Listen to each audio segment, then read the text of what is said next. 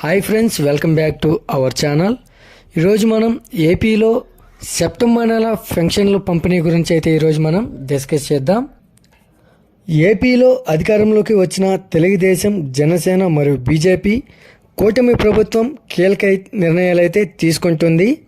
అయితే ఎన్నికల్లో ఇచ్చిన హామీలను అమలు చేసేందుకు ఒక్కో పథకాన్ని అయితే ప్రవేశపెడుతుంది. అయితే ఇక కేంద్ర ప్రభుత్వం నుంచి కూడా రాష్ట్రానికి రావాల్సిన నిధులు, ప్రాజెక్టులు మరియు పథకాలను సంబంధించి అనేక చర్యలు అయితే చేపడుతుంది.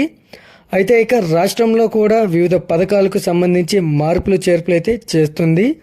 అయితే ఈ నేపథ్యంలో అధికారంలోకి వచ్చిన తర్వాత పెన్షన్ల విషయంలో కీలక నిర్ణయం అయితే తీసుకుంటుంది. అయితే ఎన్నికలకు ముందు ఇచ్చిన హామీ ప్రకారం గత ప్రభుత్వం 3,000 పెన్షన్ ఇస్తే చంద్రబాబు నేతృత్వంలోని ఎన్డీఏ కూటమి ప్రభుత్వం అయితే దాన్ని మరో 1,000 పెంచి 4,000 అయితే అందిస్తుంది.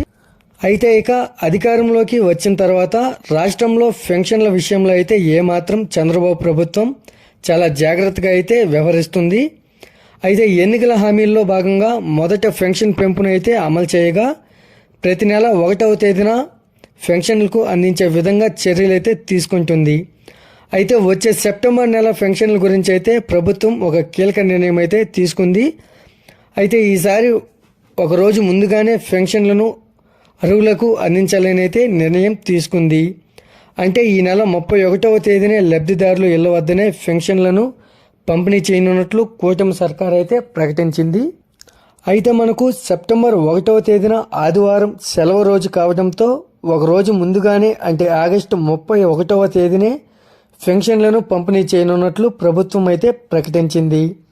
అయితే ఏదైనా కారణంగా ఈ నెల 31వ తేదీన పెన్షన్లు అందకపోతే సెప్టెంబర్ 2వ తేదీన అంటే సోమవారం నాడు ఆ పెన్షన్లు అందించినట్లు తెలిపింది. అయితే ఇక గతంలో అధికారంలో ఉన్న వైసీపీ ప్రభుత్వం అయితే వాలంటీర్ల ద్వారా ఇంటికి పెన్షన్లు అందించేది. కానీ కూటమి ప్రభుత్వం అధికారంలోకి వచ్చిన తర్వాత వాలంటీర్ల ద్వారా కాకుండా సచివాలయాల ఉద్యోగుల ద్వారా మాత్రమే పెన్షన్లు అనేది పంపిణీ చేస్తుంది. అయితే ఈ కార్యక్రమంలో సచివాలయ ఉద్యోగులు ఇంటికి వెళ్ళి అర్హులైన లబ్ధిదారులకు పెన్షన్ అందిస్తారని చెప్పి తెలియజేశారు. ఈ వీడియో కనుక నచ్చినట్లయితే లైక్ చేసి సబ్స్క్రైబ్ చేయండి. మరొక కొత్త అప్డేట్తో మీ ముందుకు తీసుకొస్తాను. Thanks for watching.